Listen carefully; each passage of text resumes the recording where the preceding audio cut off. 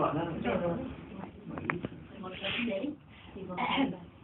so my history assignment that I'm doing is about the Monteverdi presented Virgo. So, because there were many drastic changes occurring in the music world leading up to the competition, I've chosen to do my talk now. I've chosen to do my talk on the period of time. So, Claudio Monteverdi was born in 1667 and died in 1643. He was perhaps one of the most famous and influential Italian composers of his time.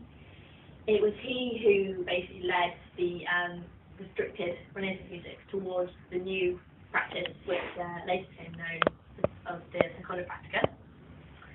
In the years that Monteverdi was growing up, and indeed previous to this, music was composed with regard to rules set by academics such as Zarlino, and this was known as the Prima Pratica. In this period, composers saw no harm in chopping up lines of text, repeating words and syllables in order for the text to fit the contours of their music. Another influential composer of the time was Puccini. He referred to this as the laceration of poetry in his publication of arias and madrigals, excuse my pronunciation, Nuove Musiche.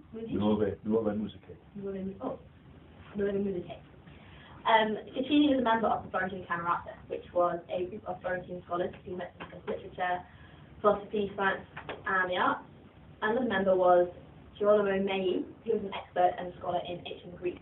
His studies into Greek music led to the conclusion that only a single line of melody, with rhythm and pitch appropriate to the text, could fully express a given line. He also found that when singers simultaneously sang different melodies with different words at the same time, i.e. contrapuntally, the result was chaos, and the meaning of the words was nearly always lost. He favoured a style called monody, which was, in essence, a solo voice with basso continuo. One can witness these new ideas in his compositions in the Nuove Musiche, where he worked with a skeleton harmonic score, focusing mainly on the basso continuo and the vocal line. The inner lines become of lesser importance, and is completely different to the thick contrapuntal accompanying lines used previously. Monteverdi's early compositions followed the rules of the Prima Pratica, and many works were successfully published. However, by the publication of his fourth book of madrigals, audience started to notice the difference in his style.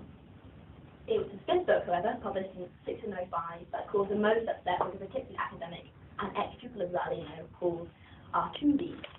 The madrigal Cruda Amorini, published in this book, came under much scrutiny by the academic in his book called The Imperfections of Modern Music. Being cue a little snippet of madrigal, which I forgot in my room, so you can imagine that.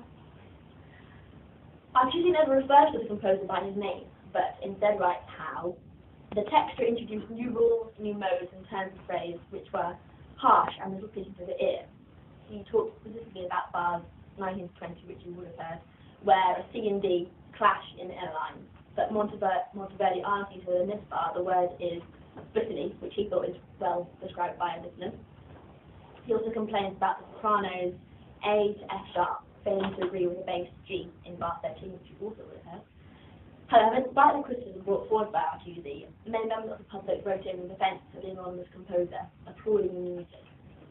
Monteverdi replied to Artusi's comments, stating, "I do not do things by chance, and as they were rewritten, they shall see the light under the title Seconda Pratica." And so the name of this new musical style was created.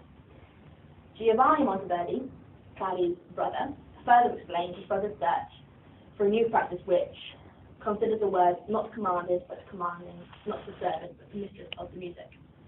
This, in essence, sums up the main difference between the Prima and Seconda Pratica. The Prima being one which puts emphasis on the music, and the Seconda which shifts emphasis towards the words. Monteverdi was very meticulous in his word setting and painting, studying the text very carefully before drawing them with music.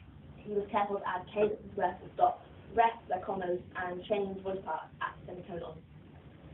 These advances in text setting and word painting can be best seen in Monteverdi's larger works, such as the opera Orfeo. The opera is based on a pastoral drama by Rinuccini, and had already been set to music previously by both Puccini and another member of the Florentine Camerata, Peri.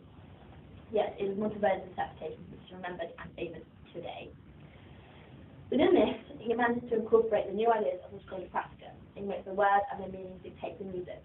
He also employs monody, stile recitative, and stile cogitato to further express the character's emotions.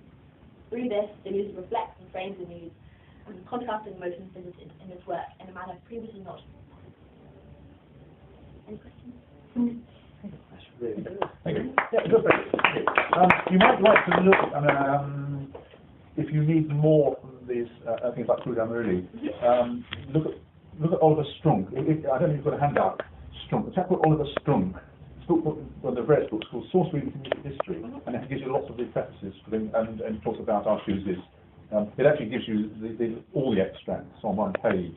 I mean, he gives about I think it's about 15, 16 tiny little extracts out of context from that one madrigal, which is a bit silly. But that would be a way to find out more. Oliver Strunk. But it should be on. If Lois gave you a handout. How do you spell it? S-T-R-U-N-K. Strunk. Strunk. Somebody in the last version, the latest version, I can't remember who it is, has completely revised it. But if that doesn't matter, you can use the earlier version. They all have that Claude Amouli madrigal. It's such a major thing to include. But good. Yes, thank you very much. So, yeah.